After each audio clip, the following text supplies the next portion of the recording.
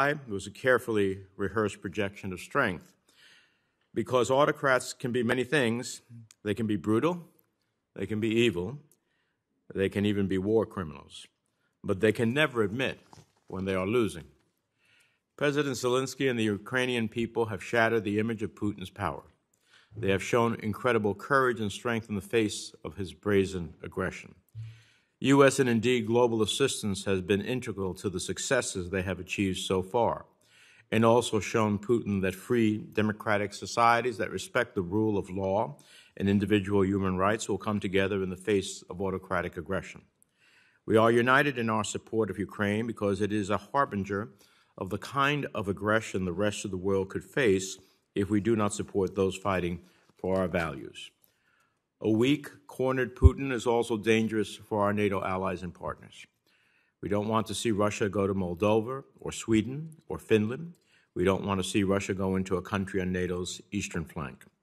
Not only do we need to be prepared to fulfill our treaty obligations with NATO, we need to deter Russia from even considering an attack on a NATO ally. So I look forward to hearing from our witnesses detailed plans for the administration's latest supplemental requests in support of Ukraine, which almost all of my colleagues and I are working hard to pass into law, hopefully today. We must continue our critical military support, particularly as the dynamics of the conflict continue to shift, and continue to work with our partners to provide Ukraine with the kinds of weapons and training it truly needs to counter Russian threats from land, air, and sea, and backfilling requests from those countries also providing Ukraine with critical support. We must continue to work through reliable partners and allies to provide humanitarian relief, support for documenting the Russian military's war crimes and atrocities, and not lose sight of the critical longer-term reform and governance efforts that Ukrainians so desperately want and deserve. I believe we must also think about reconstruction efforts in Ukraine and the tools and ongoing governance and economic reforms, specifically in the judicial space, that will facilitate rebuilding critical Ukrainian sectors and attracting foreign investment. And we must do all this in close coordination with our European partners who are hosting hundreds of thousands of Ukrainian refugees and whose economic support for Ukraine and divestiture from Russia will be critical to long-term success. On the security front, should Sweden and Finland decide to apply for NATO membership, this committee is already working to ensure swift consideration. And just as Putin has in fact empowered NATO's mission and caused other nations to reassess, so too must we reassess and increase our energy diplomacy. Europe's dependence on Russian fossil fuels feeds straight into Putin's war machine. In the short term, we need to consider helping. We should be diverting gas and oil to Europe because our allies have to keep the lights on. But in the medium and long term, investing and collaborating with the private sector and our allies on clean energy technology is the best way to isolate Putin and achieve independence from Russian energy supplies. So whether it is the private sector, multilateral alliances, or the Biden administration, Putin has been taken by surprise by our forceful response. The resolve of the West is something he wasn't expecting, and now Putin has dragged Russia into a strategic blunder of historic proportions. He also underestimated the bravery of Ukrainian citizens and their commitment to beating back the Russian invasion. Of course, it will be Ukrainians who decide what winning means. Certainly, considering the atrocities Russian forces have committed, a just and lasting peace should include holding those responsible for war crimes that have been committed. But with our continued unity and support here in the United States and around the world, Ukraine will be victorious. So we thank our witnesses for appearing before us today at such a critical point in time. There is a lot of money that is flowing here, so we want to make sure that we are doing it in the most correct, powerful, and transparent way. And that's part of why we're having this hearing today. With that, let me turn to the distinguished ranking member for his opening comments. Well, thank you, Mr. Chairman. Today marks the 78th day of Russia's full-scale war on Ukraine. As terrible as this war is, I've been heartened to see so many people around the world come together to support Ukraine, especially in my home state of Idaho. Idahoans are finding ways to support the Ukrainian people from thousands of miles away, from financial support to donating clothing, supplies, and raising awareness online. I'm extremely proud of the support of freedom. Today in Idaho, our state is welcoming the Ukrainian Consul General, Dmytro Kushnorik, to Boise, and showcasing Idahoan support for the Ukraine cause. I regret I'm unable to join them today, but I know Governor Little and others in our state are representing us well. Now, as far as international efforts go, our concerted emergency response has given Ukraine's brave defenders the tools they've needed to survive and indeed fight back against the invaders. Through our joint response, we have found new unity with our allies and a shared realization that the challenges we have to confront in Europe are much greater than we had assumed. NATO is stronger than ever. Indeed, we're about to expand NATO. The NATO organization, it needs to be underscored, is a defensive organization. It is not an offensive organization. It threatens no one. The Russian, Mr. Putin from Russia has claimed that somehow NATO threatens Russia. It does not, unless Russia attempts to take 1 square inch of NATO ground. We have all said, and we mean it, Russia needs to believe it, that not 1 square inch of NATO ground will be given up. We must also admit that U.S. and European policy towards Russia over recent decades has been wrong. We need to have a completely new strategy that accepts the reality of Putin and his aggression. We've reached a new phase in this conflict. Russia has lost so far in its original campaign to preempt regime change by conquering Kyiv and has switched its focus to fighting in the east and the south. Ukraine has proven it is capable of taking back its land, but we must commit to helping them win against Russia. Russia cannot win if they consider winning either the occupation of the Ukraine or changing the government in Ukraine to a Russia-friendly government. That is not going to happen. That should be obvious to everyone in the world today. Over this past month, I'm encouraged to see the U.S. finally provide Ukraine with artillery and more modern NATO-compatible systems. I'm still waiting to see more robust air defense and heavy armor. We must keep up support and make sure that as long as Ukraine is willing to fight, it is equipped to do so. This also means we must think ahead and be ready to fill the gaps in its needs as the war changes. Humanitarian aid is also key to helping Ukraine win this war, and the United States is leading the response. But some have raised concerns that aid is not going to the places that need it most. Shortages of goods are particularly acute in the east and south of the country, close to the fighting. We need to ensure our aid is getting through the last mile, not just across the border into Lviv. Opening our embassy and putting our team back in Kyiv will help. The war crimes that have already been uncovered in Ukraine are appalling. I strongly support U.S. efforts to back the government of Ukraine in gathering information and documenting these atrocities. I hope to hear from Ambassador Van Schacht about what more we plan to do to punish those responsible for these awful crimes.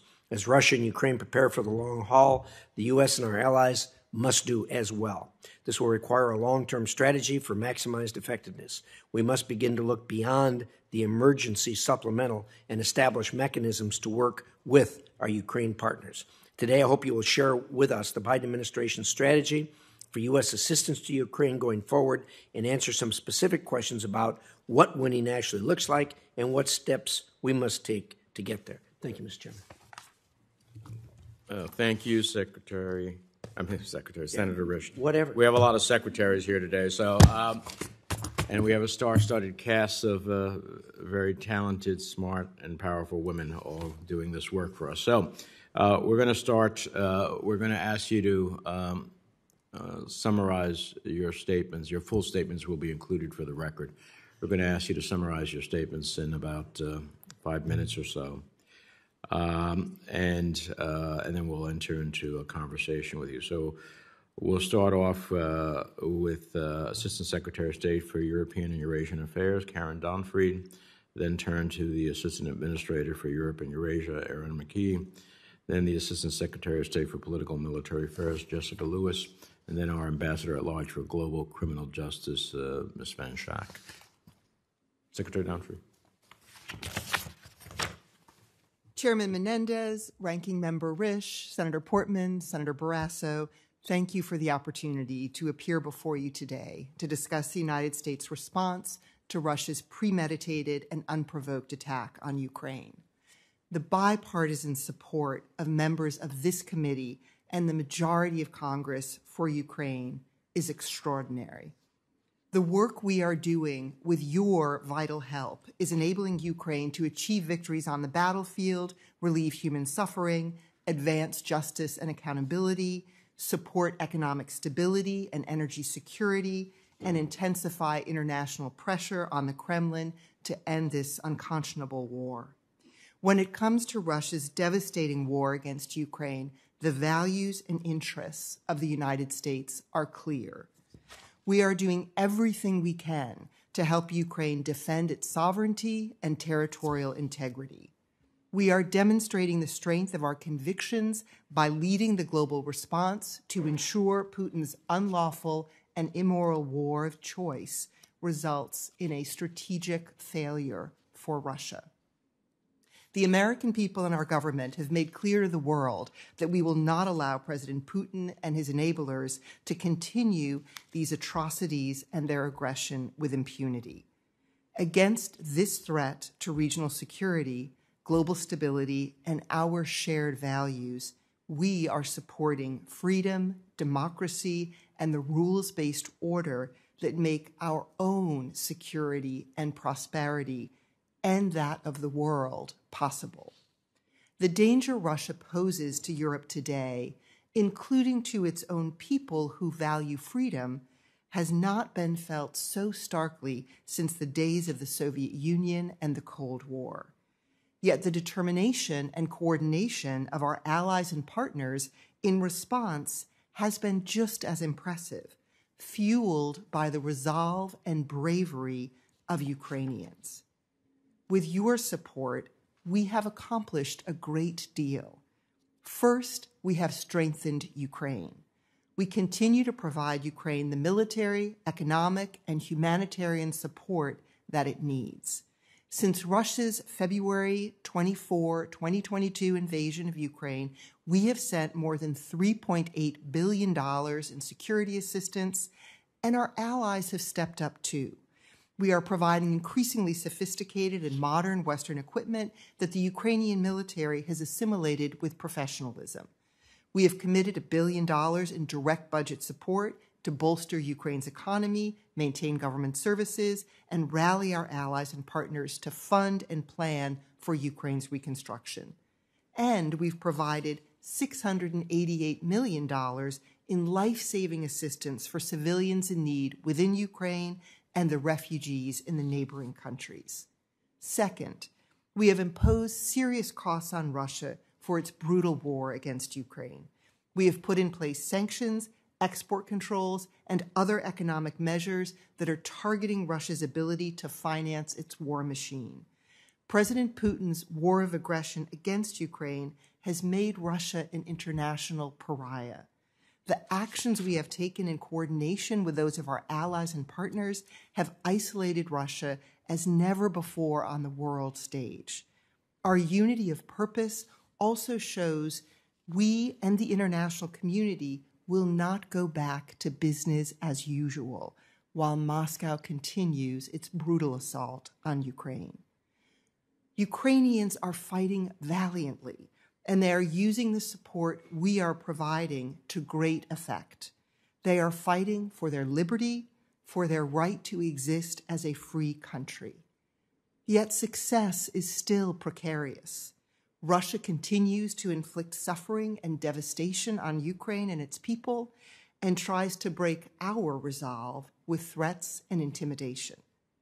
This is a crucial time for keeping concerted pressure on Russia to ensure Ukraine has the strongest possible position on the battlefield and eventually at the negotiating table. Now is the time to stand with Ukraine. I look forward to answering your questions. Thank you. Thank you very much. Administrator McKee. Thank you, Chairman Menendez, Ranking Member Risch, distinguished members of the committee. I appreciate the opportunity to testify about USAID's work to support the people of Ukraine. We are now, as you noted, in the third month of the Kremlin's senseless, brutal war on Ukraine, a war that has displaced approximately 13.9 million people, which is roughly 30% of Ukraine's pre-war population. USAID has stood with the Ukrainian people for 30 years, and Putin's war has only deepened our commitment to an independent, democratic Ukraine. On day one of the Kremlin's full-scale invasion, USAID deployed a disaster assistance response team known as a DART to the region. The DART, which includes over 25 staff, is leading the U.S. government's humanitarian response to help address critical humanitarian needs caused by the invasion, including responding to the needs of those internally displaced. These efforts have achieved quick results, including emergency food assistance for more than 3.2 million people and access to safe drinking water for 409,000 people inside Ukraine. USAID Administrator Samantha Power has taken multiple trips to the region, beginning as early as February 25th with a visit to Warsaw, Krakow, and Brussels to reaffirm USAID's commitment to the Ukrainian people as they courageously fight to safeguard Ukraine's sovereignty and democratic future. These visits cemented our partnership with the EU, and we have acted quickly and decisively to utilize funding from the fiscal year 2022 Ukraine Supplemental Appropriations Act to respond to emergency needs in Ukraine and the region. Our $1 billion contribution in direct budget support, $500 million of which has already been transferred, will enable the Ukrainian government to continue operating and responding to the critical needs of their people. Even as we step up our humanitarian efforts, we also remain steadfast in our commitment to Ukraine's independent, democratic, and more prosperous future. For years, this support has helped improve their governance and their systems. We are relying upon those to get to the people who need the relief today and lay the foundation for recovery and reconstruction in the future. So USAID is proud to stand with the Ukrainian people and are grateful for the support from Congress. Thank you for the opportunity to testify today. I look forward to answering your questions. Thank you. Secretary Lewis.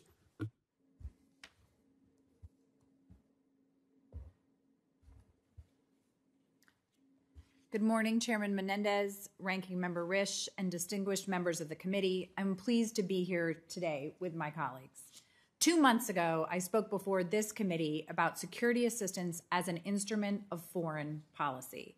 I am proud to say that the security assistance we have provided to Ukraine has served our foreign policy objectives to protect the sovereignty and territorial integrity of Ukraine as they stand against Russia's brutal and unprovoked assault.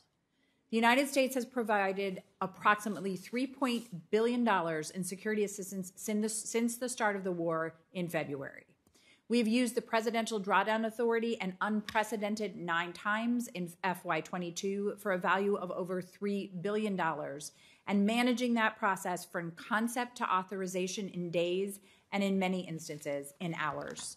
Our allies and partners have joined together, and through our third-party transfer authorizations, we have facilitated the provision to Ukraine of U.S. origin systems, including over 12,000 anti-armor systems and over 1,550 anti-air systems.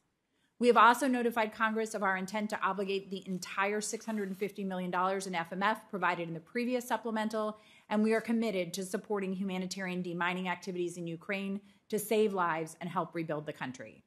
President Biden's new supplemental request, which I understand is before Congress, would support the following items through FMF. Number 1, Ukraine itself, while funds will support current and emerging military requirements. 2, to strengthen our allies in NATO's eastern flank in the context of Russia's increased aggression. 3, to support the backfill gaps created by direct donations of military equipment to Ukraine since the conflict began in February. 4, for FMF loan support. And 5, we must seize the opportunity to off-ramp partners from Russian origin defense equipment. Finally, we must also take the lessons of Ukraine and apply them to Taiwan. The United States is determined to make sure that Taiwan has all the necessary means to defend itself under the auspices of the Taiwan Relations Act against any potential act to disrupt the status quo. United with our allies and partners, we will succeed and continue to support Ukraine. Thank you, and I request that my written testimony and supplemental materials be placed in the record, and I look forward to your questions. Thank you. As I said at the beginning, all of your testimonies will be fully included in the record. Ambassador Van Schaak, who I understand is with us virtually. Thank you, Chairman Menendez, Ranking Member Risch, and members of this distinguished committee. Ensuring accountability for the international crimes being committed by Russia's forces is a key pillar of the Biden administration's Ukraine policy, and I welcome the opportunity to brief you on these initiatives. I'm particularly honored to join you today from the city of Nuremberg, where 75 years ago, the Nazi perpetrators were held accountable for their crimes against humanity, war crimes, and crimes against the peace. In fact, I am beaming in from the very room where the judges deliberated before releasing their judgment, which would change the world forever. The international legal architecture that we utilize today to prosecute those responsible for international crimes is not only the result of the United States' own efforts at Nuremberg, but of all those who liberated Europe, including the then Soviet Union. Tragically, however, Russia has turned its back on its own history and its international and domestic obligations, including the Geneva Conventions. In response to Russia's unprovoked war of aggression in Ukraine, the United States, together with our friends and allies, is supporting a range of international accountability mechanisms, including investigations by Ukrainian authorities themselves, international investigations, including at the International Criminal Court, and investigations by any third country that might be able to establish jurisdiction. We have been instrumental in enabling the important work of human rights documenters and forensic experts on the ground, inside and outside Ukraine, and in standing up the UN Human Rights Commission of Inquiry and the OSCE Moscow Mechanism Expert Mission. In this work, the State Department is coordinating closely with USAID, which is also supporting Ukrainians in documenting possible human rights abuses and war crimes. In the coming days, we plan to launch a major initiative with the European Union and the United Kingdom to expand efforts to provide strategic advice and operational assistance to Ukraine's Office of the Prosecutor General in both her headquarters in Kyiv and her field offices. In terms of the United States' own contributions to ensuring accountability for Russia's atrocities, we know that there is legislation under consideration before Congress that would close existing gaps within our War Crimes Act and criminalize crimes against humanity to enable prosecutions in our own courts in the event that we have custody over perpetrators. Chairman Menendez, Ranking Member Risch, members of this committee, this is another Nuremberg moment. There's a global consensus that Russia's conduct is intolerable and that those responsible for atrocities must be held accountable. Just as we did after World War II, we must continue to support domestic, international, and multilateral initiatives to coordinate efforts to advance the interlocking imperatives of justice and accountability, to preserve the sanctity of international law, to hold perpetrators accountable, and to respond to victims' legitimate demands for justice. Thank you for the opportunity to testify today, and I look forward to your questions. Thank you all. We'll start a round of 5 minutes questions. Chair will recognize himself. Secretary Donfried, I strongly believe that Ukraine must define what winning this war looks like and must drive any terms of disengagement or a cessation of hostilities. But clearly the timeline on which this war is being fought seems to have been elongated. So is that view the State Department's position in terms of how we define winning in this respect? Chairman Menendez, thank you very much for that question. And yes, the view of the State Department is the same as yours, which is Ukraine will define what winning this war means. And we are committed to supporting Ukraine so that it can prevail in this conflict. And the tremendous bipartisan support we have in Congress for the assistance we've been giving, whether that's security assistance, economic assistance, humanitarian assistance, puts us in an extremely strong position to stay the course, as you say, as it looks like this war, quite tragically, may grind on for some time still to come. Now, one thing that concerns me is that the more successful the Ukrainians are on the battlefield, the greater the risk that Putin will do something that would be outside of any international norm, something rather terrible to escalate the crisis. He may feel like he has to do something along the lines of a chemical, biological, or tactical nuclear weapon. Does the administration share that concern? We are planning for all scenarios, and certainly we are thinking through what does happen if Putin were to suffer conventional losses. What might that lead him to do in terms of the kinds of weapons he could use? It is something we are talking about within the administration. It's also something we are talking through with our allies and partners as well, because certainly we would want to have a unified response. There are many scenarios out there, and I'm not sure it's helpful to go into specific hypotheticals, but I can assure you that that is something we are taking seriously and will do our best to be prepared in addition for. to the potential responses that might be had along with our allies if he makes such a grave mistake, are we also thinking of ways to decrease the likelihood for Russia to demonstrate its capabilities? As you've seen, the administration has gotten out in front of several possible scenarios in suggesting that Russia may be making plans to, for example, use chemical weapons and calling that out in advance. On the nuclear front, President Biden has been very clear in talking about the special responsibility Russia and the U.S. carry, given our status as nuclear powers, and the need to be responsible not only in our actions, but also in our rhetoric. And certainly we will continue to be very focused on trying to preempt any of those scenarios from playing out in real time. Assistant Secretary Lewis, Congress has supported the administration's request to provide an incredible amount of U.S. military material going into Ukraine, some of it very technologically sophisticated.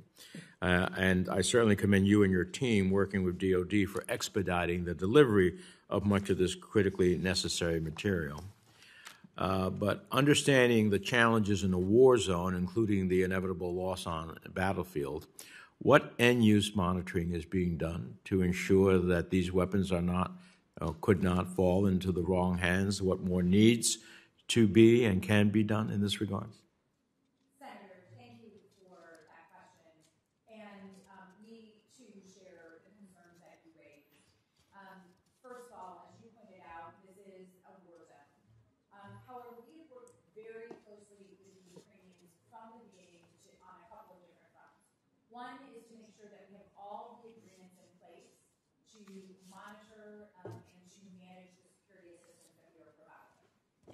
Second is making sure that we're complying with all existing laws. As you know, there's a labor law that exists to make sure that we are properly vetting units that are receiving equipment.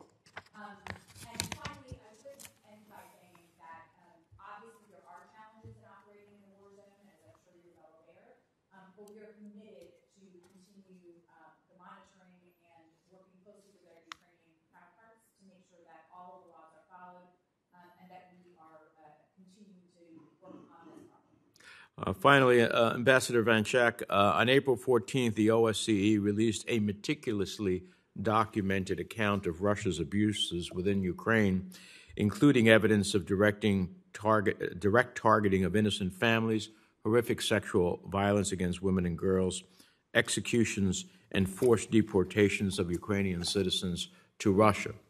For too long, from Myanmar, Syria to Darfur, we have watched perpetrators bomb, murder, rape, and torture with impunity. The perpetrators who committed these crimes believed they could get away with it. Unfortunately, in many cases, they were absolutely right. Please tell me this time that Putin will be different.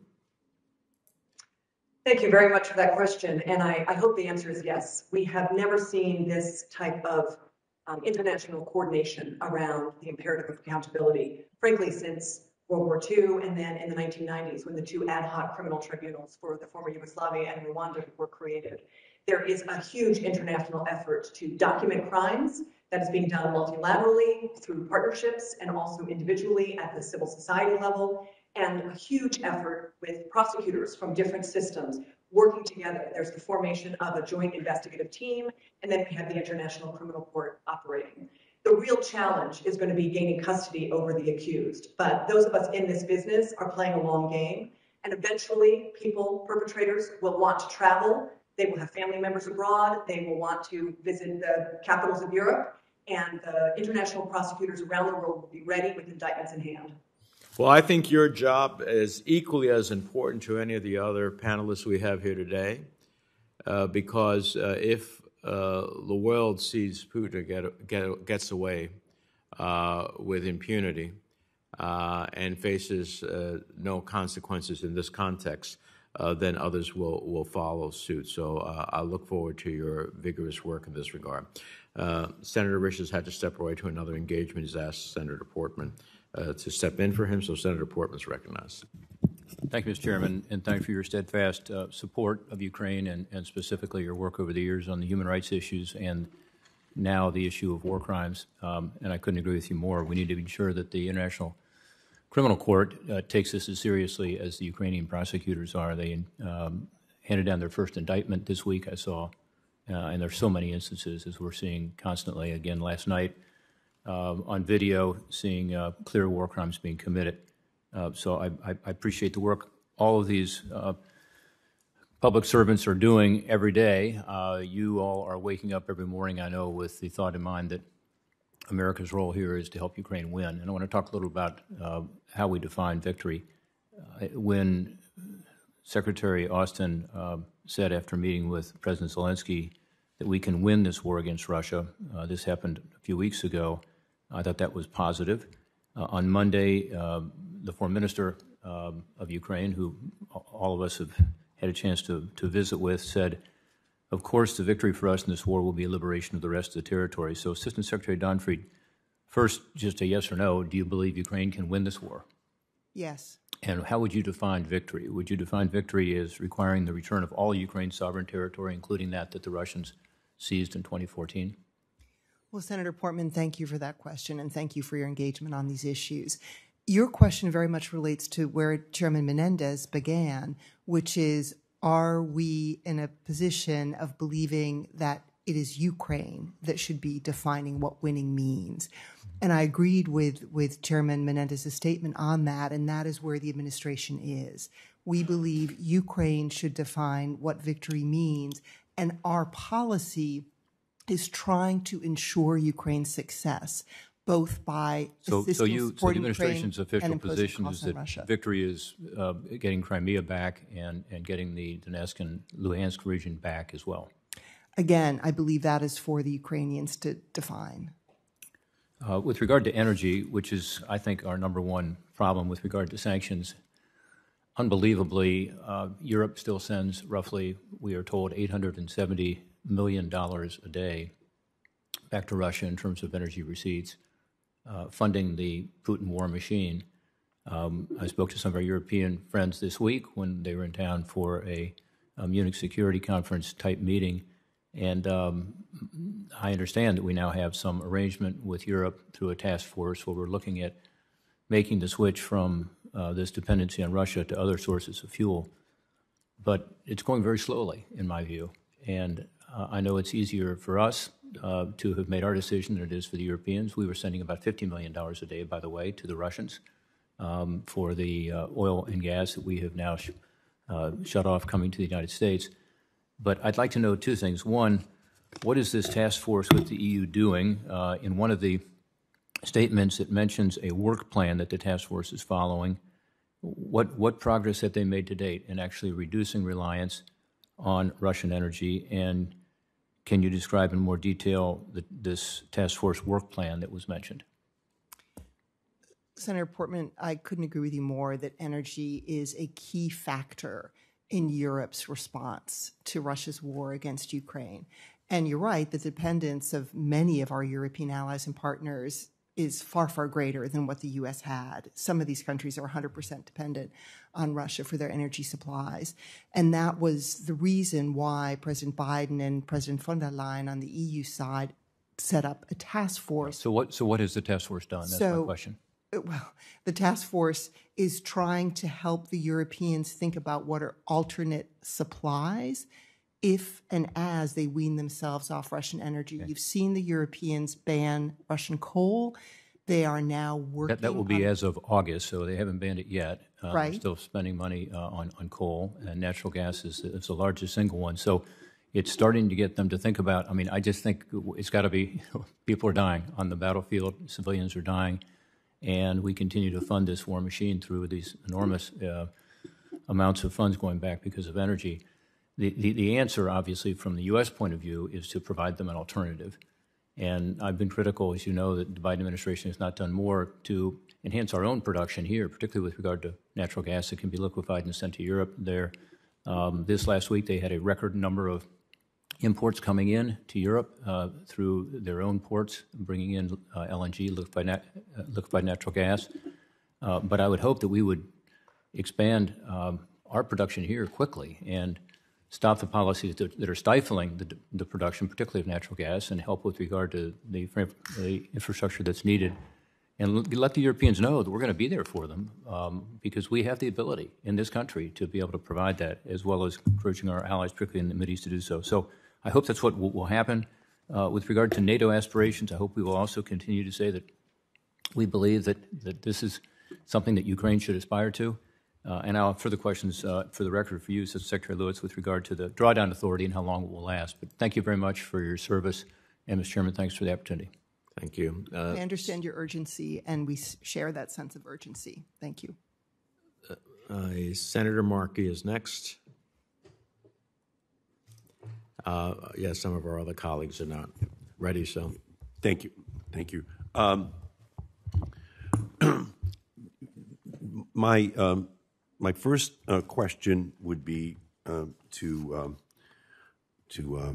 Secretary Lewis, and it would be on, again, just this issue of what will define victory and how long it will take, in our government's opinion, for that victory to be achieved. Is it this administration's view that this is going to wind up being a protracted war, and that we should just get ready to settle in for a protracted conflict between Ukraine and Russia with U.S. support the whole way? Well, Senator Markey, thank you for the question. And I'm specifically going to start by referring back to what Assistant Secretary Donfried laid out as we look at victory in Ukraine, which obviously will be defined by the Ukrainians, making sure they maintain its territorial integrity and security, imposing costs on Russia, and maintaining our unity. When it comes to the work that the Bureau of Political Military Affairs, what we work on is, we provide, along with our colleagues in DOD, the security assistance that allows Ukraine to ensure that it continue, frankly, its inspiring defense of its own territory, and that when there is a negotiation, that they can come to the table from a position of strength. To get to your core question, which I think really is, how long will the war last? I wish I had a definitive answer for you. What I can tell you that it is clear that we are in a new phase of the conflict. The Russians have retreated from Kyiv. They have moved to the south and the east, where the Ukrainians continue to fight valiantly. And at this point, our goal is to supply the Ukrainians with what they need for this phase of the war. And I should finally say that we would not have been able to do any of this in terms of providing the security assistance they need without the strong bipartisan support of Congress. Okay. And Secretary Gottfried, are we making it very clear to Russia that we do not want to pose an existential threat to them, that our only goal is to restore the territorial integrity of Ukraine? We are making it very clear to Russia that this is not a conflict between Russia and the United States. We are not going to engage directly in this war. President Biden has been explicit in saying we are not sending U.S. troops to fight in this war. So I do believe we have made that clear. Our goal here is to end a war, not to enlarge it. Yeah, and obviously, we don't want a nuclear conflict, and Putin is saber-rattling. Doesn't it make sense for the U.S. just to say flat out, we will not be the country that engages in a first use of nuclear weapons in Ukraine, just so that the whole world knows and Russia knows as well that will not be something that we will engage in, that a no first use policy of the use of nuclear weapons in Ukraine is what our policy is and will continue to be. Again, I would say the U.S. has been clear that we are not looking to engage in this war and that NATO is a defensive alliance. I think that increasingly people in our country, but around the world, are afraid that this could escalate and that nuclear weapons may be involved. So from my perspective, I just think it would be wise for our country just to say flat out, we will not use nuclear weapons if nuclear weapons have not been used against Ukraine or the United States. That would be my position, and I would also hope that at least on the side that conversations could be engaged in with regard to nuclear weapons deployment between U.S. and Russia. I know it's difficult in this context, but I do believe that it is something that has to be at least contemplated, if not actually possible in this context. But have you thought about that to ensure that those kinds of discussions are taking place? Again, I want to be clear. The U.S. is not a party to this conflict. It is Russia that undertook a full-scale invasion of its neighbor, its sovereign neighbor, Ukraine. The United States is providing security assistance and weapons to Ukraine, but there's no question of the United States providing nuclear weapons to Ukraine. So I in my mind, it's very clear the United States is not a direct party to this conflict and will be not sending troops or using its own weapons in this. Yeah, it's just I'm increasingly concerned, I think a lot of people are as well, that talk of doomsday machines just brings us back to Dr. Strangelove in the 1962 movie, the exact same language. And that's when, irrational conduct becomes contemplated and unfortunately could be engaged in. So I just would hope that any possible conversations or communications are made. I would prefer to be public in terms of no first use. But. And I do think you've seen the administration be very clear that it believes any talk on the Russian side about the use of nuclear weapons is irresponsible, and that we, the United States and Russia, have a particular responsibility as nuclear powers in how we talk about the use of those weapons. Thank you. Senator Risch. Yeah, thank you. First of all, I'm going to pick up where you left off there. This talk of nuclear weapons is something that needs to be undertaken very, very cautiously. Words matter. It is not the policy of the United States at this time to declare a no first use of nuclear weapons. We have what's called strategic ambiguity in that regard. Our allies have joined with us in that particular policy. I share Senator Markey's concern about irrational conduct. Unfortunately, it's not us that have control over the irrational conduct. We've seen probably about as irrational a conduct as possible when the decision was made to go into Ukraine. And they continue to talk irrationally, particularly about the use of nuclear weapons. As the Secretary said, as the President has said, that is irresponsible discussion. They're irresponsible comments, and they ought to come off at the table. And unfortunately, we don't have control of that. So, but we need to keep pressing people that when you talk like that, it is grossly irresponsible. Secretary Donfried, well, in fact, any one of the four of you, I wrote a couple of weeks ago concerning the expansion of NATO. And we, the United States, have always been the last one to vote for accession for a new country. I want to reverse that this time. We're about to get 2 new members, and I've encouraged them, and lots of other members of Congress have encouraged them. In talking with the Finnish people and the Swedish before this whole thing started, they were already having real concerns about the decisions they've made to try to remain neutral, and they were already thinking that they needed to belong to a defensive organization, and we need to underscore over and over and over again, NATO is a defensive organization. It is not an offensive organization, and it's not going to attack anyone. It's not going to take any kind of offensive conduct. Having said that, it is the strongest defensive organization in the world, made up of 30, soon to be 32 members, who will defend every square inch of every piece of land in all 32 countries.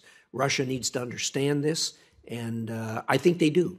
I think that Putin's already made the calculation that he can't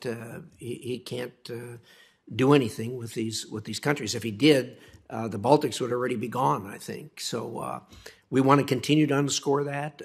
I look forward to welcoming Finland and Sweden. I think if you lived in that country, you'd take one look at what happened in Ukraine and say, look, we have no choice.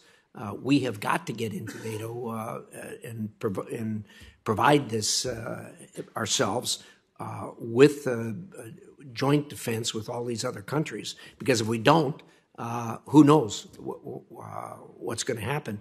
I think all of us have misjudged the way things were going in Europe over the last decades.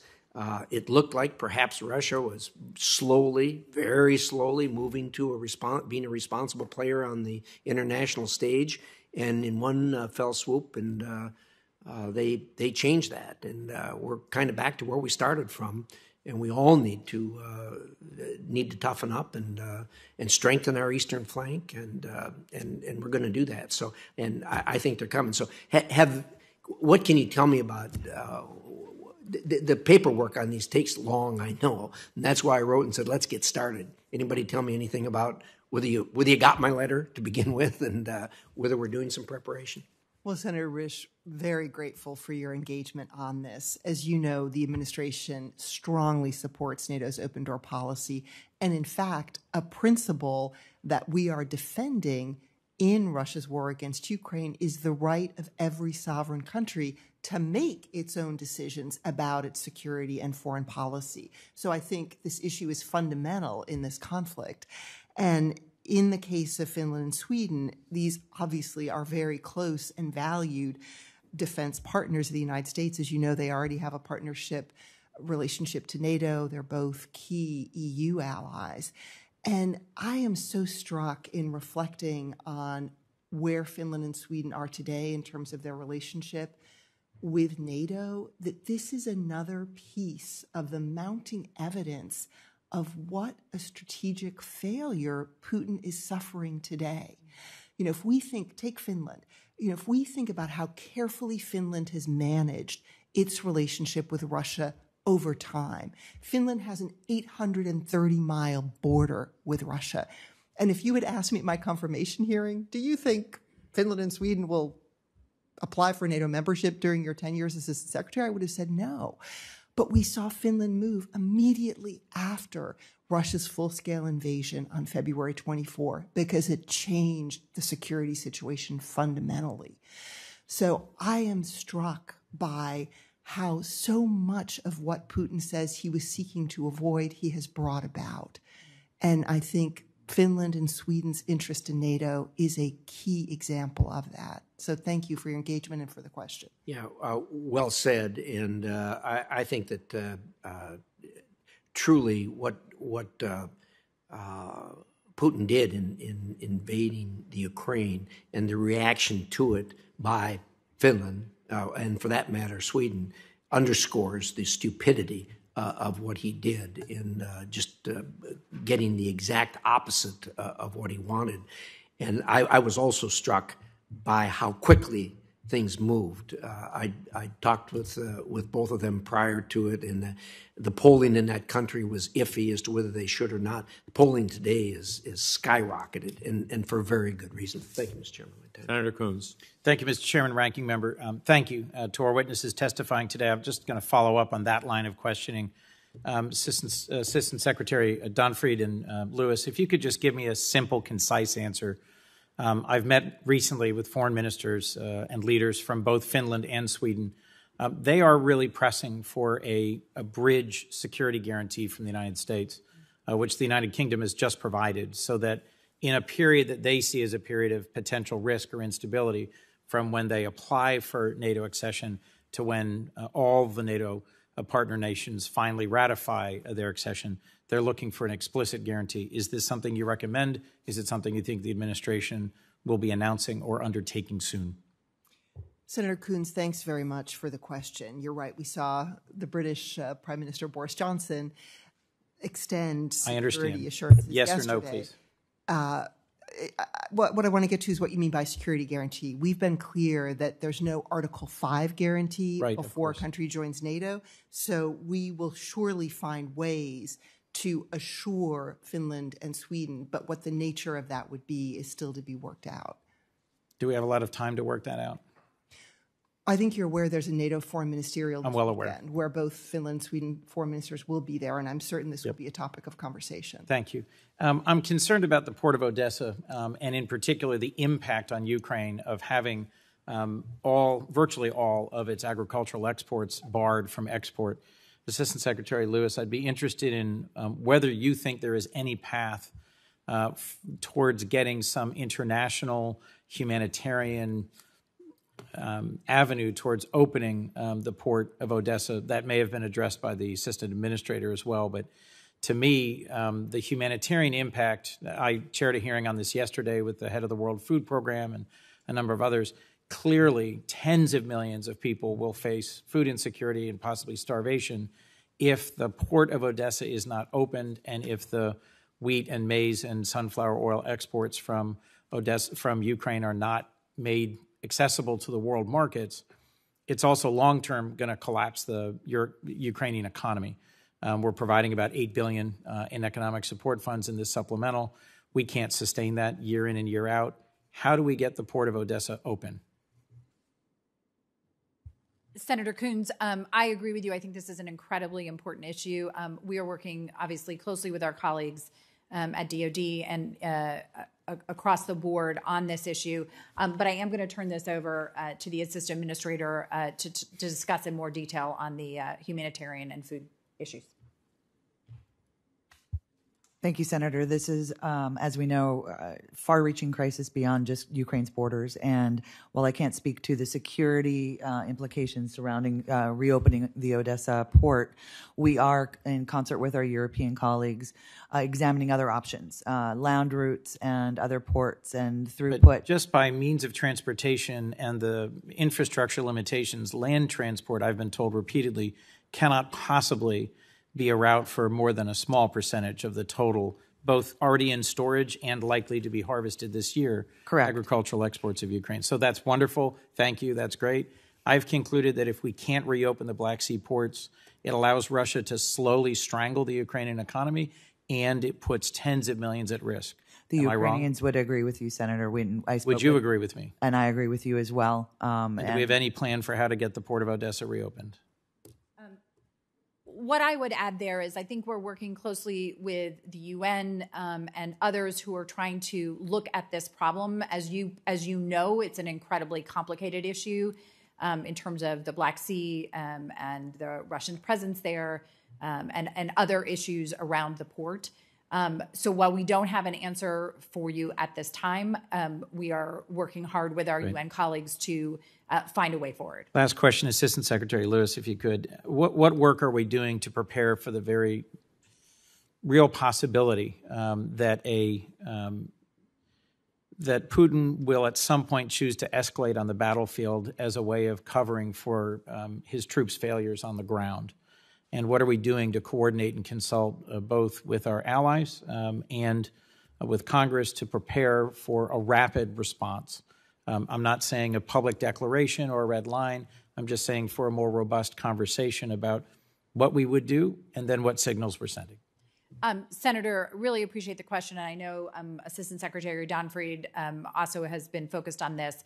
I would say that we are aware of all of the possibilities. We are working closely with DoD. We will continue to consult with you, and we are prepared for all of the options that could come in this scenario. Obviously, we also want to make it clear, and I think we have both publicly and privately, that consequences and the seriousness of which we take all of these.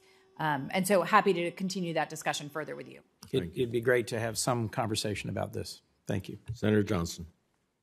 Thank you, Mr. Chairman. I apologize. I was actually meeting with a relatively large delegation from Turkey, and I was in transit as Senator Coons was probably talking about the issue I want to raise. And it is about food security. Earlier in the week, we were briefed by the Executive Director of the UN World Food Program, David Beasley, and it sounds pretty grim. So, again, I apologize if we're plowing through ground you've already covered, but what is the administration doing? What priority has it put this at in terms of not only opening up the ports, but the silos are full, winter wheat's going to have to be harvested, the fertilizer, what specifically is being done, and other than just talking about to your U.S. partners, I mean, are we working to develop a neutral flotilla to get into the Black Sea and feed the world? And whoever's best capable of answering it. Thank you, Senator, for that very important question. And I will take what we are doing right now and turn it over to my colleague about what potential scenarios and opening up, as you said, a flotilla, ports, what other options are to get the grain out, to get the agricultural commodities out. Right now, we know the implications are far-reaching globally, and what we are doing internally is making sure that the supply lines for feeding the internally displaced persons and Ukrainians still within Ukraine's borders are open, and that they get essential foodstuffs, both with the WFP as well as with the that's good, but I'm talking about between Russia and Ukraine, what I'm hearing, 30% of world grains. That's a massive amount, and Africa and host nations are at risk of starvation. What are we doing to free that up? I would think making that a very high priority item to both President Zelensky and Putin, that this must be done, and we're going to engineer a way to get it done sooner rather than later. I mean, there's not many days to spare here. We have to do this. You're absolutely right, Senator. And the challenge is not just the logistics and the exports, but it's actually getting the planting season back on track and the inputs in the ground so that the supply, this isn't a one-off just moving what's in storage. It's making sure that the spring harvest proceeds and the summer harvest and fall harvest proceeds and the planting seasons continue. Supply chains are disrupted. Inputs are hard to get in and moved around the country. And frankly, in those areas where the Ukrainians have retaken land, we have to go in with our colleagues and demine that farming space so that they can actually plant safely. We are focused on that. And so I would take the question and put it in two parts. What are we doing to ensure growth and production continues safely? And then there's a logistic issue of how we get it out once we're able to safely plant, grow, harvest, and then export. Okay, well, again, I'm told the silos are full. So that's kind of step one. Let's empty those silos, okay? And then, harvest the wheat. But again, I would say the first step is to make this a really big issue publicly. Be raising it. I don't hear everything the administration says, but I have not heard the administration really raise this and put this out as a top priority. Senator Johnson, I want to assure you the administration feels your sense of urgency. The United States has the presidency of the UN Security Council this month of May, And next week, Secretary Blinken will be spending 2 days in New York, one for a ministerial on food security and the other for a UN Security Council conversation on this. So the United States is using its presidency of the UNSC this month to put a spotlight on the issue and galvanize international support around this. To the specific logistics issue, which you're absolutely right on, we have to date been sending that Ukrainian grain out through the port of Constanta. And the concern is whether we can continue to do that because there may be other grain shipments from Serbia and Hungary coming into that port. So there's a question about whether we can increase the capacity there. Are there other ports on the Black Sea like Varna that we can use? The port of Odessa is part of the conversation. So there we are very actively and urgently focused on this mission. So I want to assure you that, yes, we share your concern and we are trying to put a spotlight on it. I would just do it more publicly. Final question. Do you have any initial estimates of the cost of rebuilding? You know, we're talking about a $40 billion aid package right now. I think the American public, I think the world needs to understand the economic devastation. I'm assuming the way it gets paid for is eventually on some reasonable royalty on oil and gas. You know, Russia gets less than what they hope for. The people who use oil and gas will, obviously be picking up the tab. But any idea, just make people aware of how much this is going to cost to rebuild Ukraine? Oh, my crystal ball is cloudy because we don't know when the war ends. I understand, but what's the devastation so far? I mean, again, the human toll is incalculable. Yeah, I just... We're talking hundreds of billions at least, right? I have no idea. What I do know is there's one person on this planet who can end this war today, and that's Vladimir Putin. Thank you. And I know we all call on him to do that. Okay, thank you. Senator Cardin. Thank you, Mr. Chairman. Let me thank all of our witnesses for their incredible service during this extremely difficult time. I must tell you, wherever I go, people want to know what they can do to help. We have the energy of our country and the global community to make sure that we carry out what is necessary, not only to defend Ukraine's sovereignty through the supply of defensive weapons, but also to deal with the humanitarian crisis.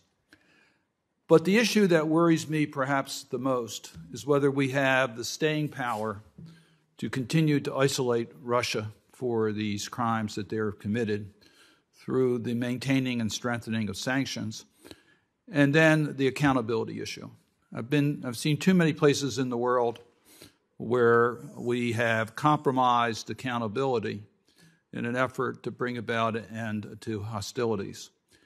And if we do not bring closure to the atrocities committed by Mr. Putin and Russia in Ukraine, we will not be able to look at this as a way of preventing this from happening again in the future. So, Ambassador Van Schank, I know we've had a chance to talk about it. You've talked about it here already. I appreciate your testimony before the Helsinki Commission. I just really want to underscore one additional point. The testimonies are now clear that Russia has deported a substantial amount of Ukrainians to Russia, maybe as many as 1 million, that's their count, maybe as many as 200,000 children. These are not evacuees. These are forced deportations in an effort to wipe out the Ukrainian culture. That's genocide. When will the international community come together to recognize that this is not just war crimes that have been committed, which are horrible in itself by individual soldiers, but a plan to wipe out the culture of a country and requires a response that's equal to that charge? Thank you, Senator Cardin. I share your outrage in what we're seeing coming out of Ukraine in terms of the direct attacks against civilians, the use of sexual violence, the deportation forced of civilians. We're also seeing information about individuals who are in the custody of Russia's forces who are being subjected to summary execution and torture. So the list is long. As you know, President Biden shares your view about this constituting genocide, and he also raised the point that this is often a legal determination that is difficult to do. The key element of the crime of genocide is this intent to destroy a group in whole or in part. And some of the genocidal rhetoric that we're hearing out of Russia is extremely worrying in this regard. I think what's important is that we continue to document what we're seeing coming out of Ukraine in all sources, from open source investigations to our partners, to intelligence sources, and that we continue to subject that to rigorous analysis so that we have a full understanding of what is happening. All of that can then be shared with domestic, international, foreign prosecutors who are able to open cases. And that's what our office is trying to do with the programming money that Congress has accorded to us. And for that, we're quite grateful. Secretary Lewis, we all recognize that it's going to be up to the Ukrainians to determine how the resolutions with Russia militarily are managed. That's how it should be. They're a sovereign nation. But the crimes that have been committed by the Russian forces of Mr. Putin are of international interest. Can you assure us that the United States will insist upon accountability for war crimes and genocidal activity that has occurred during this campaign? And that's not a negotiable point, considering it's a crime against humanity, not against one country. Well, and I'll obviously turn back to my colleague, but we are absolutely very focused on this issue, and as was noted, documenting all of these cases to lead to whatever the next steps will be on prosecuting them. And we, on my side, are very committed to making sure that as the war continues, that we continue to work closely with the Ukrainians on this as well. If you have additional questions about future negotiations, I would like to turn over to Assistant Secretary Don Fried. Glad to hear from you, but this is not just a crime against Ukraine, it's a crime against humanity. Agreed. Do you have a response? Yes, absolutely. We are working to, in coordination with, as I said, with the ambassador and all of her team to make sure that they have the access that they need, that they get everything documented in terms of these crimes. And then coordinating as well with Ambassador Don Fried, Assistant Secretary Don Fried, as she works with the Ukrainians on it. I'm not totally satisfied with that answer. Is it our position that these crimes are crimes against humanity that are not just left up to the warring party to determine, but the global community needs to be engaged on this? Senator, I'm not trying not to answer the question. I just think that the appropriate person to answer the question is actually our ambassador who handles these issues. And so, but she's not. Ambassador Secretary Don Fried, did you want to reply? I think actually, since Secretary Lewis was referring to Ambassador Fronczak, but I would say that the fact that we have created this position at State, which Ambassador Fronczak is filling, shows the critical priority we give to this. And I couldn't agree with you more. This isn't just about Ukraine. These are crimes against humanity. And we are working, it actually gets back to the start of your comment too about the staying power to continue working closely with our allies and partners. And I think this issue of accountability is one that absolutely unites us. And we collectively are working to gather the evidence that will allow us to hold Russia accountable for these crimes. Thank you. Senator Ross. Thanks, Mr. Chairman. Secretary Don Fried, I wanted to follow up a little bit on what Senator Portman had talked about, which was Russia's willingness to use aggressively energy as a weapon. Mm-hmm. And we continue to see Russia threaten our allies, our partners with natural gas, other things that they do. What additional action should we be taking in the United States to stop Russia from using its energy resource to coerce and to manipulate our allies in all of this efforts, and to fund Putin's machine? So let me start by saying that I want to make sure we all appreciate the profound impact of February 24 on our European allies and partners. I think the prevailing view in Europe had been that there was a codependence with Russia, that they were importing fossil fuels from Russia, but Russia needed the revenues from that. And I had a European colleague say to me, Karen, do you understand February 24 is essentially Europe's 9/11? That this has fundamentally changed how we view Russia across all sectors, including energy. And the fact that we've seen the EU move on coal, and yes, that won't hit until August, that we are likely to see movement on an oil ban in the coming weeks. We see how contentious this is within the EU because some countries are 100% dependent on Russia. And then that still leaves gas. And I think our role here is to help Europeans find other supplies, and this is where U.S. LNG plays a critical role. We're seeing a country like Germany make plans to build 2 LNG terminals. That'll take a little while, but they're moving in that direction. We also then have to look at the interconnectors that go from those LNG terminals in Europe to countries that don't have terminals, that aren't on the coast. So I think we're clear about what the action plan is, and it is supporting our European allies and partners to, as quickly as possible, implement that. Thank you.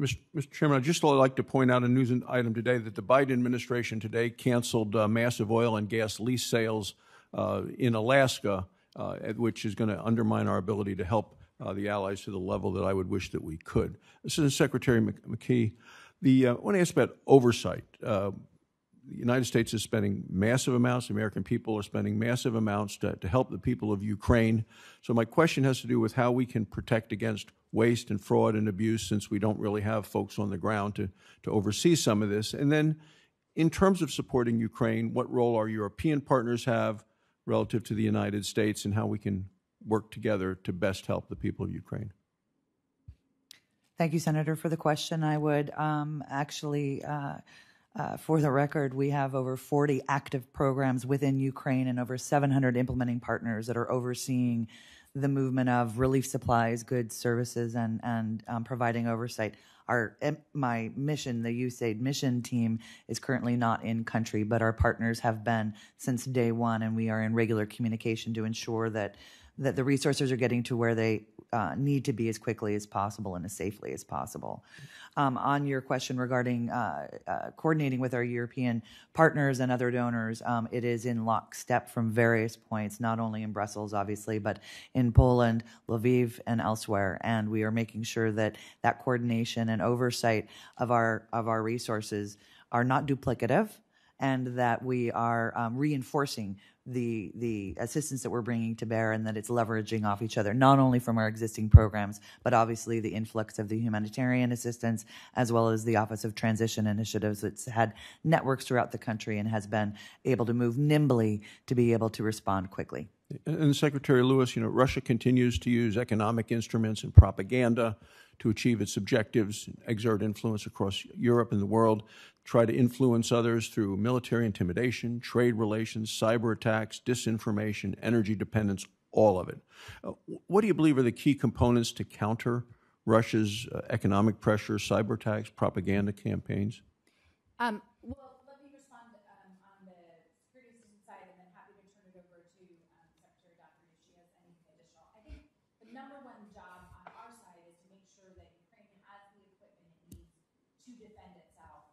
And as the war is shifting and changing, moving from Kyiv to the east and the south, and moving to more of what I would think of as a land war, we really are looking at providing them with the hiring capabilities that they need at this time. I'll turn it over to Assistant Secretary Dockery to answer the rest of the question. So your question is related to an essential part of the strategy, which is how do we impose costs on Russia and prevent them from influencing in a very negative way our allies and partners. So there are various elements of that strategy. Surely one is sanctions. And there, I don't think we appreciate enough the magnitude of the sanctions we put in place against Russia. It's an order of magnitude different than what we did in 2014. We've never put sanctions on the central bank, for example, of a G20 country. And Russia has been artificially inflating the value of the ruble, so I don't think we have a clear read on the impact that has had, but I believe it's profound. We've seen over 600 private sector companies leave Russia, and those are not short-term decisions. They're not going back anytime soon. On the export controls, those are having a clear impact in terms of our ability to degrade Russia's defense industry. So I think if you look across the range of costs we're imposing on Russia, it is affecting those different sectors that you highlighted. Thank you. Thank you, Mr. Chairman. Thank you. Senator Murphy. Thank you very much, Mr. Chairman. Good to see you all. Secretary Lewis and Secretary Donfried, I'm going to talk to you on the record about a few of the things that we were discussing before the hearing began. Secretary Donfried, yesterday, the relatively new Prime Minister of Bulgaria was in town, and of course, this is a nation on the front lines of this crisis, almost entirely dependent on Russian energy, now cut off from that supply. If Bulgaria survives this moment, if this government survives this moment, it's a really important sign to Russia that they are going to be unsuccessful in the future in trying to use energy as a mechanism to bully neighboring nations. There are a handful of things we can do. There may be some creative financing mechanisms we can engage in. We can also, try to shed light on the pretty massive profits that the private energy companies are making right now. There certainly is an ability for those companies to be able to do some kind of temporary discount for nations that are facing these crises. But I wanted you to just talk for a minute about the importance of supporting our friends in Bulgaria and the importance of making sure that we have the right tool set available to help other nations that are going to be in a set of dominoes pretty soon, Greece maybe next, that are going to need help from Europe and the United States to figure out this problem of Russian cutoff. So I want to be clear. The administration is all in on supporting Bulgaria here. As you referenced, Russia made the decision to cut Poland and Bulgaria off of gas supplies. Poland was already moving in terms of weaning itself off of Russian energy, so Poland can manage this relatively well. Bulgaria is much more vulnerable. And I think you saw the strong support for Bulgaria when the Prime Minister was here. The National Security Advisor met with him, the Secretary of State met with him, and then he also had an opportunity to meet the Vice President. And I have colleagues who are working literally every day with Prime Minister Petkov on helping Bulgaria think through how does it manage this cutoff from Russia and how can we help them make sure they have the supplies. I just hope that everybody in the administration hears this as a priority and is ready to be nimble and quick because this is a present crisis and there's lots of reasons for us to decide that our bureaucracy isn't properly set up to help them, in particular our development financing arms, but let's find a way to get to yes. Assistant Secretary Lewis, there's a headline from the Washington Post from about a week ago, quote, America's Gulf allies are now Putin's enablers.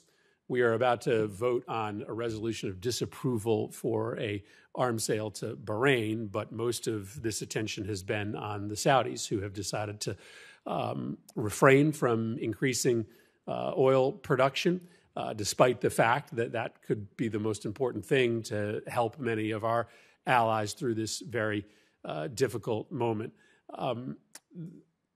Tell us what the present disposition is of our Gulf allies. Are they working with us on the fight to make sure Russia pays a price for its invasion of Ukraine, or are they, as this editorial writer suggests, enabling Vladimir Putin?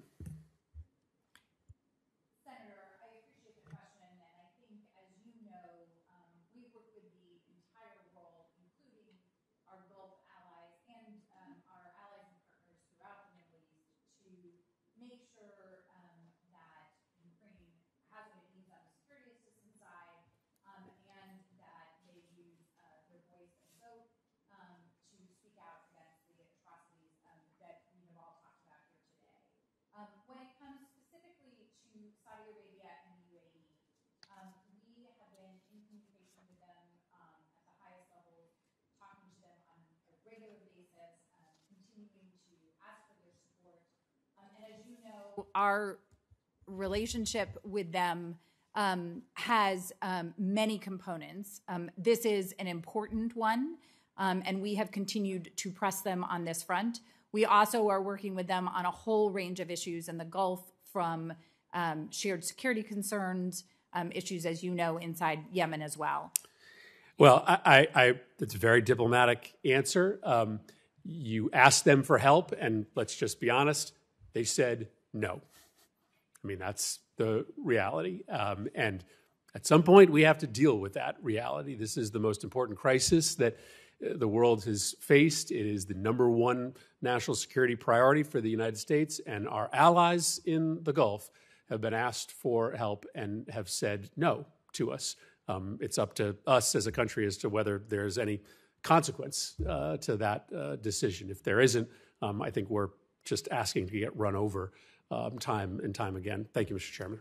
Thank you. Senator Merkley. Thank you, Mr. Chairman, and thank you all for bringing your expertise here to the committee. And Secretary Lewis, you mentioned higher-end capabilities, and we've heard quite a bit in various forums about the difference between taking on columns of tanks parked on highways and taking on the Russian artillery in the Far East. And we have shipped some 90 howitzers into the country. And I continue to be amazed that the Russians have not been more successful in interdicting the supply lines, but we've worked very hard to make that difficult for them.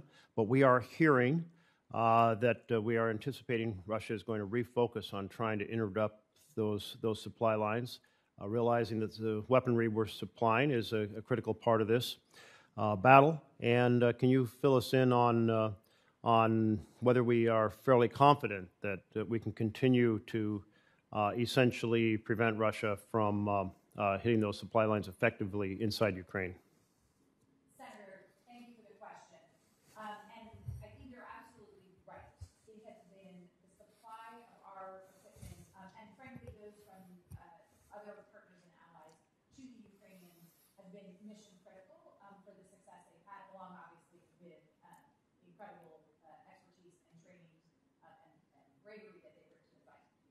And you're also right that we are in a new phase of the war. We have moved forward with the M777 artillery and tactical UAS and a whole host of new high-end capabilities along with additional training.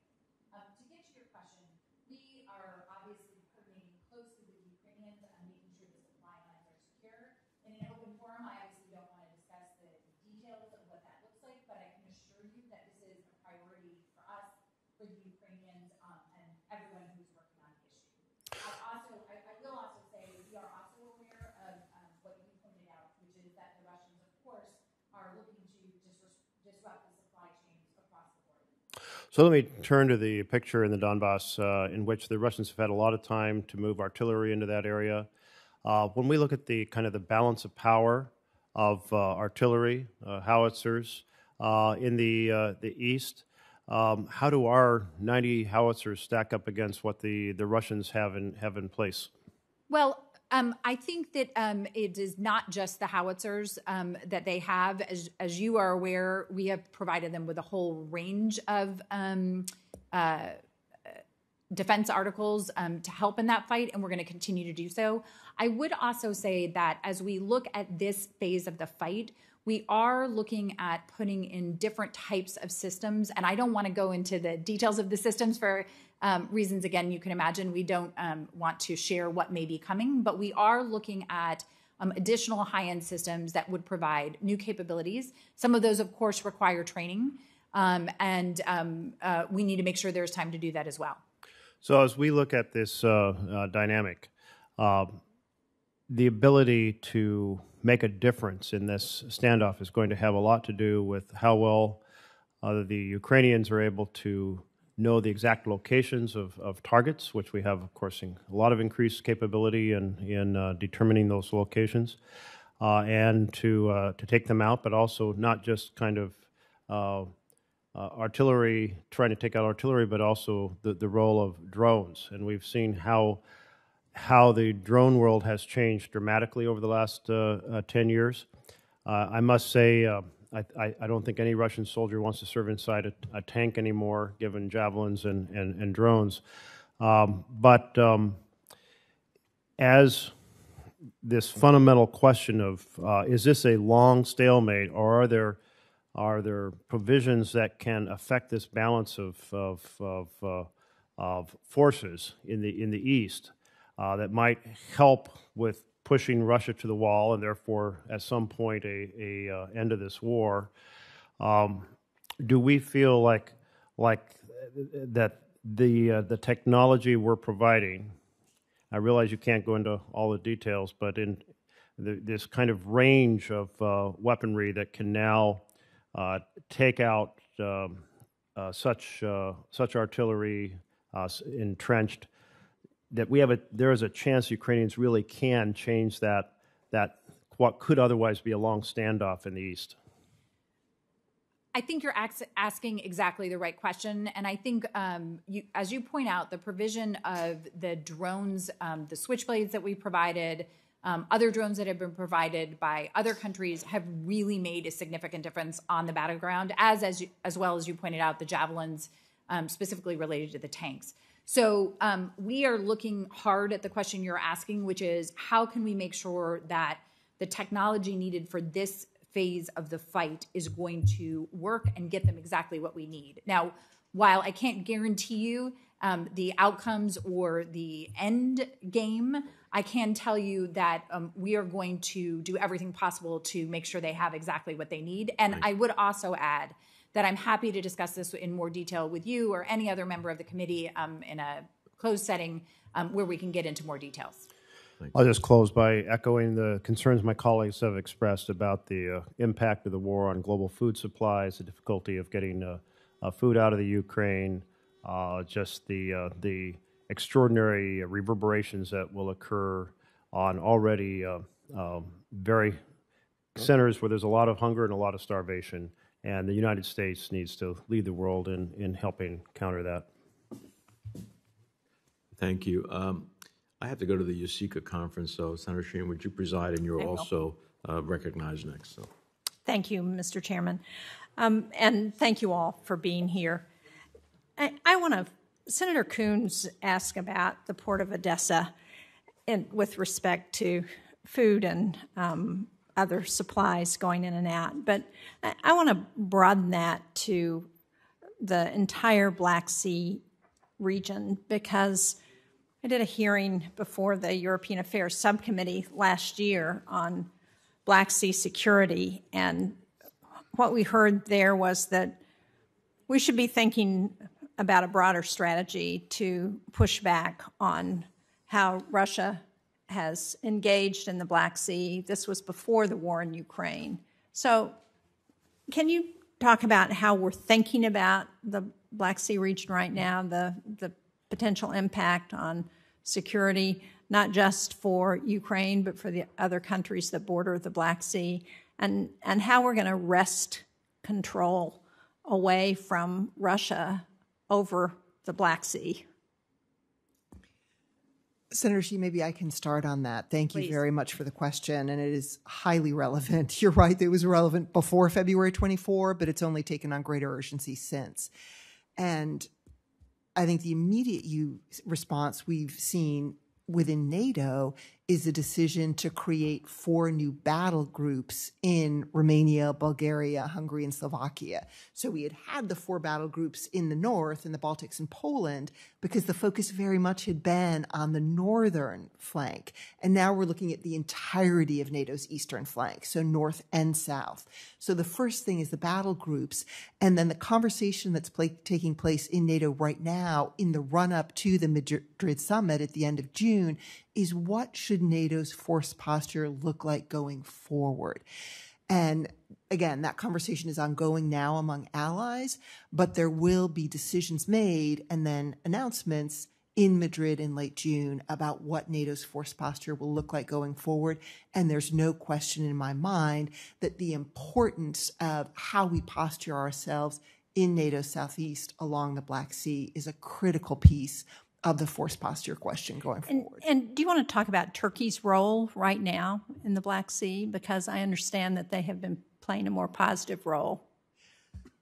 Turkey is a critical strategic ally along the Black Sea, always has been. And of course, Turkey is welcoming this focus on buttressing security on the Black Sea. And in the case of Russia's brutal war against Ukraine, Turkey has been engaged in terms of providing assistance to Ukraine, also providing a platform for some of the diplomacy around trying to end the war. So yes, I do think Turkey is playing an important and helpful role. And in the Black Sea. And in the Black Sea, of course. Specifically speak to the Black Sea. Well, yes, in terms of enforcing the Montreux Convention, Turkey has played a very helpful role. So yes, I do think Turkey in all of those areas is proving itself to be a key, helpful, and strategic ally to the U.S. Thank you. I know we're talking about Ukraine, but you have just returned from the Western Balkans, and one concern that I have is that that's a potential breeding ground for Russian meddling. Can you speak to what you saw while you were there and concerns that you have and what we should be thinking about in terms of really staying focused on what's happening in the Western Balkans? Well, Senator Shaheen, let me just start by thanking you, thanking Senator Murphy, thanking Senator Tillis for the time and attention you've devoted to the Western Balkans. You had traveled there right before I had, and I very much benefited from the conversations we had both before and after my trip. And I think the Western Balkans, it's always been important, but it's an example of how Russia's war against Ukraine is affecting the entire continent. And Russia has long played a complicated role in the Western Balkans, and it is a place where U.S. engagement and diplomatic presence really matters.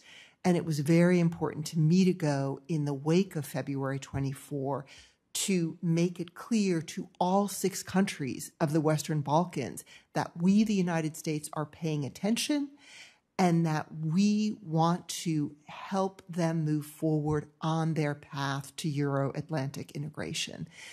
And there are different challenges in each of these countries, but it is a place where American diplomatic muscle can make a difference. And the fact that you were part of a bipartisan delegation there also underscored that this is not only the Biden administration, but in fact that Congress in a bipartisan fashion is focused and engaged on that region.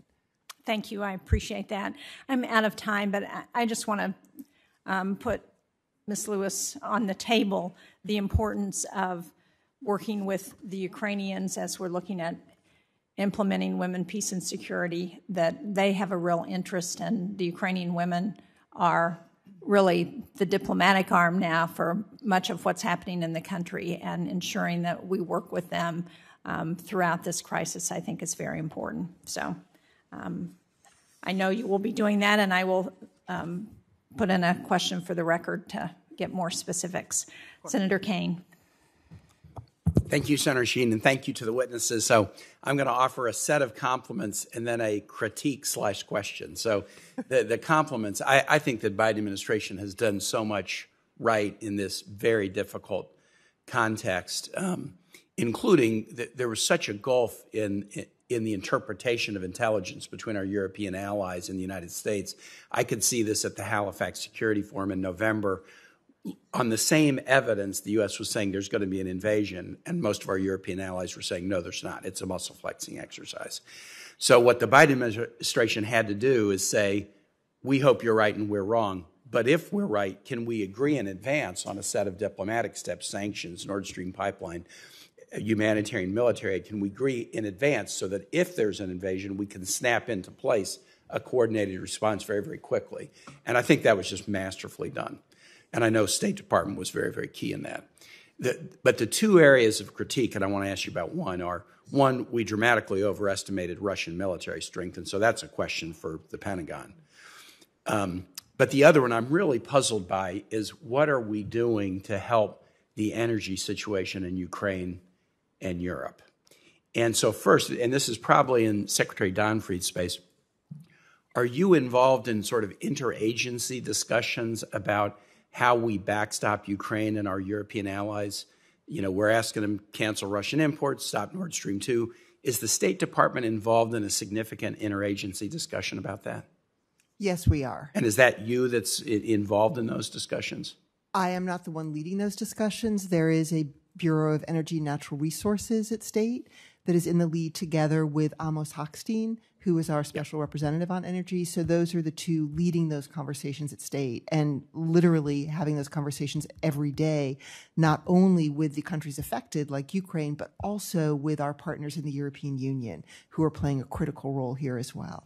Well, let me tell you why I'm so puzzled about what's going on in this space, and you can take this back to Mr. Hochstein and others. Senator Murphy was talking about the fact that we're not getting cooperation out of our Gulf allies that we might want in terms of more energy supply to Europe. But Senator Barrasso pointed out today, President Biden announces that he's canceling a massive oil sale and lease in the Cook Inlet in Alaska. We also have American energy companies that could produce a lot more energy, and they're not, maybe for their own reasons. By producing less, they keep the price up. But I don't see coordinated action on behalf of the United States and using the Defense Production Act or others to make them do that. I get the reason for the cancellation announced today was concerns about climate.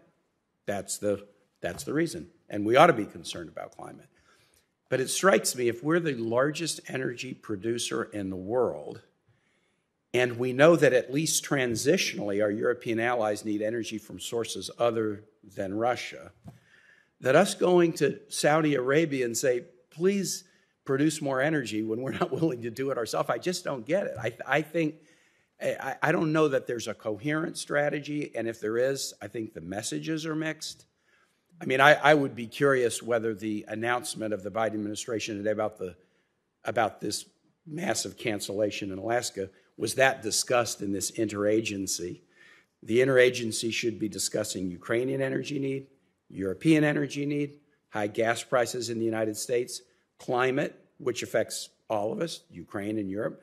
But I get the feeling that there's sort of a left-hand, right-hand problem, and that some of the administration is really concerned, as they should be, about climate, and some of the administration is really concerned about trying to backstop our European allies on energy, but I don't really see meaningful coordination, and if there is, I'm sure not getting messages that suggest that there is. And so I guess that what I would like you, Secretary Donfried, to take back to Mr. Hochstein and the administration is, I think we need to see from the administration sort of a diplomatic plan. If we're telling the Europeans, get off Russian energy, you're too dependent on Russian energy, well, what are we telling them to do? Beg the Saudis? Well, the Saudis are saying no. And then the Europeans are looking at us, and we've got supply that we could use, at least transitionally, that we're apparently not willing to use. Now, I will say this Cook Inlet cancellation, if that had been granted, it wouldn't be producing energy for some time. So it's not like that would drop gas prices tomorrow. But there's a mixed message. And I don't really believe that the U.S. is full-throated leaning into helping our European allies deal with their energy needs. And in fact, if they were looking at what we were doing, we're asking the Saudis to help them, but we're leaving our own assets that could be used to help them sort of stranded right now. So I don't know if you have a comment on my puzzlement. I'd like you to take that back to the State Department. I'd like to see a lot more coherence from the administration on this, but if you have a comment, I'd be very welcome to it. Sure. Well, Senator, I am very happy to take that back. And it was kind that you started with compliments, and totally appropriate that you have critiques as well. And we certainly can benefit from your thinking on this. I want to be clear that it's not just the U.S. saying to the Europeans, you need to wean yourselves off Russian energies.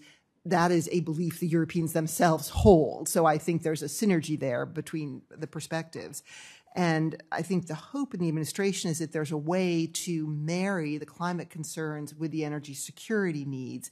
And I think if you look at some of the new technology, like the small modular nuclear reactors that, for example, Romania is pursuing with us, that there are some real opportunities to, in fact, marry those two goals of climate and energy security. Certainly the administration in releasing strategic petroleum reserve oil from the Strategic Petroleum Reserve is an effort also to enhance supply that's out there. But I'm happy to take this back and share it with my colleagues. And I will note that the president has nominated an assistant secretary for the Bureau of ENR, Environment and Natural Resources, and it is Jeff Pyatt, who just stepped down as our ambassador to Greece. So I will commend the committee for looking expeditiously at that nomination and giving us even more muscle on these energy issues at the State Department. So thank you. Thank you very much. Thanks. I yield back. Senator Shaheen. Thank you, Senator Van Hollen. Thank you, Senator Shaheen. Great to see all of you. As you all well know, Finland's leaders announced yesterday their desire to join NATO.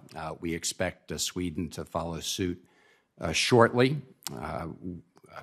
Senator Shaheen co-chairs the Senate NATO Observer Group, and we had a bipartisan meeting yesterday along with some NATO representatives. And my question to you, and I don't know, maybe Ambassador Donfried, this is best for you, is it the administration's intention to process this as quickly as possible with our other NATO partners? And when can we expect to see a submission to the United States Senate for approval? So we right now are waiting on Finland and Sweden to officially apply for NATO membership. And our expectation, based on the news today and other things, is that that is likely to happen very quickly. And as you know, throughout, we have strongly supported NATO's open door policy, and in fact, an underlying principle that we have been defending in standing up to Russia's brutal invasion of Ukraine is the right of every sovereign country to determine its own foreign and security policy. And in Finland and Sweden, we have two close and valued defense partners. So certainly this is going to be a topic of conversation at the NATO Foreign Ministerial this weekend, where both the Finnish and Swedish foreign ministers will be there. And I know there's been bipartisan support in Congress on this issue. So I mentioned earlier, I think you may not have been here, that what strikes me really quite intensely as I reflect on where Finland and Sweden are is the extent to which this underscores the strategic failure Putin is suffering. Yes, no, there's no doubt about it. I think it underscores the miscalculation. Just on that point, well, beyond the NATO point, but a lot of our defense partners, as you know, we've been more and more successfully urging them to supply Ukraine with weapons. They need to have their supplies backfilled, sometimes with replacements, sometimes with the next generation, more modern U.S. systems. I hope we're really pushing hard. I don't have time to get into details, but just that is something we continue to hear about, not lack of desire, but the bureaucratic levers moving too slowly in that process. Obviously, part of our approach is providing Ukraine with weapons. The other is the set of economic sanctions, including, as has been discussed here, the efforts to wean some of our partners off of their dependence on Russian oil and gas. We have a headline yesterday about the EU's efforts to adopt a Russian oil embargo being spoiled by Hungary. My question to you, Ambassador Donfried, what are we doing about Hungary using our bilateral relationship? I mean, they are right now holding up a decision by the European Union that's a critical part of our overall strategy. What are we doing about it? Well, thank you, Senator Van Hollen. First, just on your first point about backfilling, I can assure you Assistant Secretary Lewis wakes up every morning and goes to sleep every night thinking about backfilling allies. And I'll just give, I think the S-300 case in Slovakia is a great example, where the Slovaks had a capability very useful to the Ukrainians, and we were able to provide a Patriot battery to give that protection of their capital, Bratislava, so they could then in turn pass that system. Can always do better, but I do want to commend the work of my colleagues on that front. And then to your second question on the EU oil ban. So in many ways, this is a question for the EU. My assessment of what's happening— with all respect, I'm asking, using our bilateral relationship with Hungary, what are we doing to tell them this is unacceptable to be standing in the way? So what I was going to say is my understanding of what's happening right now is that Hungary is negotiating for a longer period of time to wean itself off Russian oil, and that is the deal that they are working at in the EU. So I am still rather optimistic that the EU will arrive at this, if not this week, next. I think we're actually very close to seeing the EU put in place that oil ban. Okay. So the good news here in Congress is we seem to be on the verge of passing the $40 billion emergency assistance bill that includes $5 billion for food assistance to address food insecurity around the world. I want to second the comments many of my colleagues have made with respect to the urgent need to free the grain out of the ports of Odessa and Black Sea. I know that's easier said than done. Here's the thing I want to emphasize. I don't think that we collectively have done a good enough job of telling the world that rising food prices and rising food insecurity and rising hunger is a part of a deliberate strategy of Vladimir Putin. We continue to hear from people that Putin is being successful in trying to persuade people in sub-Saharan Africa that somehow this is our fault when he's killing people in Ukraine and he's killing more and more people around the world in days to come through food insecurity. And we need to really up our game in terms of explaining to folks around the world, and I've been looking at that list of folks in that original UN vote, the 35 abstentions and those that didn't vote. A lot of them are suffering. Their people are suffering because of rising food prices. We're seeing it around the world. We're seeing it here. It seems to me that I would hope that in a couple weeks, if we were to, for example, have another vote at the UN, hypothetically, can we get some of these 35 abstentions to vote to condemn based on what's happening? So I'm not sure if you're channeling Secretary Blinken or he's channeling you, but he is very focused on exactly the way you framed this issue, that we need to make clear to the world who is responsible for this. And it is Vladimir Putin and this unprovoked war that he has started in Ukraine. And that is why Secretary Blinken wants to use this month's UN Security Council presidency, which the U.S. inhabits, to focus on food security. And next week, there will be the ministerial meeting in New York, and there'll also be the UN Security Council discussion of this. And it gets to your point that when you look at those UN General Assembly votes, whether it's those who abstained, the 141 who voted for that initial resolution to condemn Russia's war and demand that Russia withdraw, that we both want to hold that coalition together and move folks from that abstention column over. And Secretary Blinken completely agrees that food security is a critical piece of this because so much of the developing world is suffering from food insecurity. So, yes, happy. Vladimir Putin could change the situation today, right? Yep. If he just agreed to open up, help us open up those ports. Yep. Thank you, Senator Shaheen. Thank you, Senator Van Hollen. I am told that Senator Menendez is on his way back. So, Senator Kaine, you have another round you would like to ask? It's not a round. It's just a suggestion for my colleagues. World Hunger Day is May 28th. One of the worst famines in the world was a man-made famine, the Holodomor, that was carried out by Joseph Stalin against Ukraine in 1932 and 1933. It was a planned effort to starve millions, and the estimates of the Ukrainians that died in that effort were anywhere between 3 and 10 million. It was an effort that was specifically designed to stop Ukrainian independence. I would hope my colleagues and I might consider doing something together in commemoration of World Hunger Day this year and reminding the world of the Holodomor, which has separately been recognized by a senatorial resolution about 15 years ago. But I think particularly this year we might want to draw attention to it. I think that's a really good point, and I'm happy to join you in that effort. I am too. I think there's also a House resolution that passed very recently pointing out that Vladimir Putin is using food as a weapon of war, and maybe we can combine that. If there's an opportunity, Senator Shaheen, can I ask another question? Sure. Okay. So, as this war goes on, one factor will be what is public sentiment within Russia, and what pressures, if any, Putin feels. Obviously, he's had to publicly concede now the deaths of a lot of Russian soldiers and generals. But as we know, he's also successfully put up a sort of the Iron Curtain to prevent facts and information, true information, from reaching the Russian people.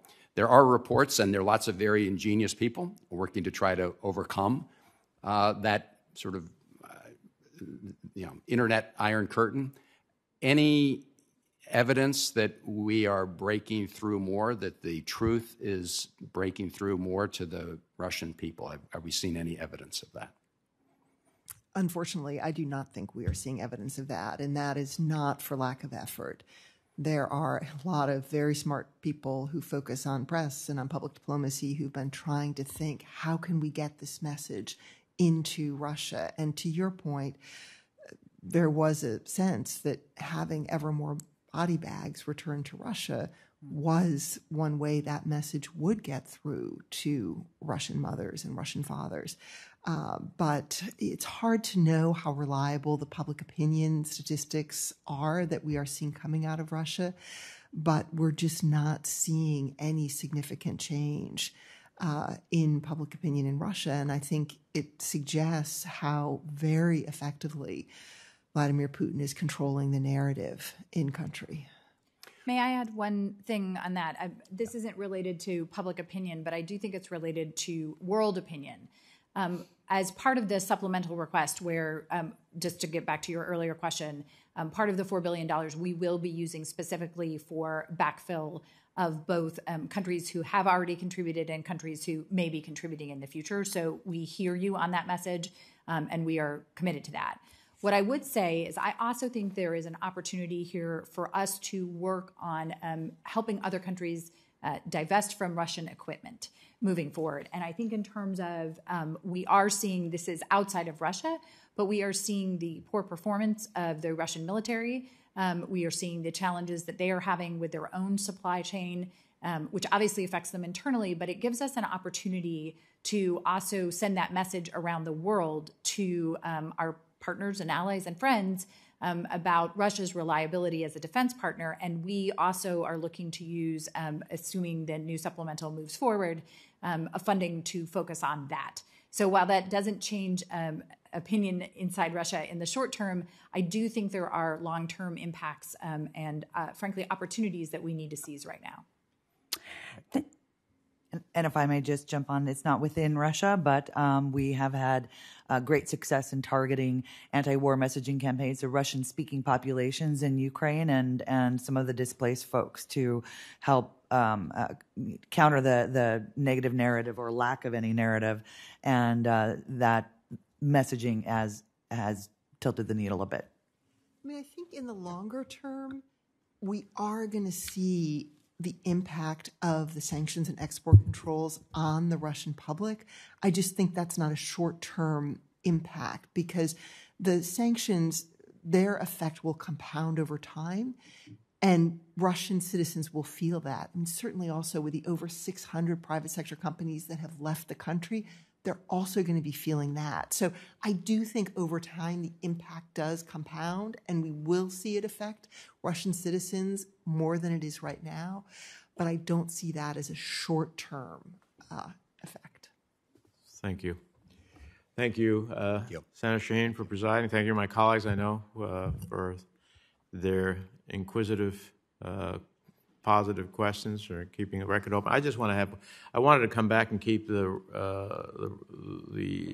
hearing open because I have a question for Ambassador Van Schaak, and it's really a follow-up on Senator Cardin's question, which I know the State Department is loath to say yes or no to a question, but this one seems rather easy.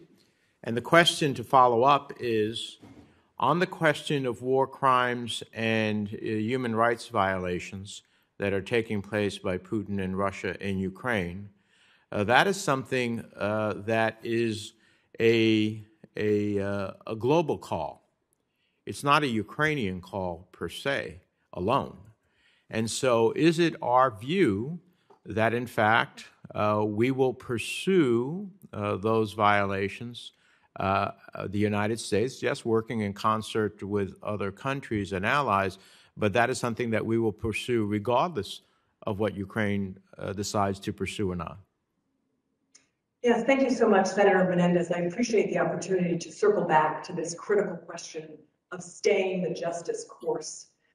Frankly, the United States and the international community has now just invested too much into accountability to allow that to be negotiated away. So transitional justice, truth-telling, reconciliation, all of that must be part of any negotiated solution. We did it at Dayton. and we can do it here. And frankly, the victims of Russia's aggression and the egregious violations deserve nothing less. Okay, so then am I to assume that the answer you just gave me is yes? Yes. Okay, thank you so much. All right, this record will remain open till the close of business tomorrow for any questions that members may have for our panelists. And with the thanks of the committee for your service and your appearance here today, this hearing is adjourned. Thank you.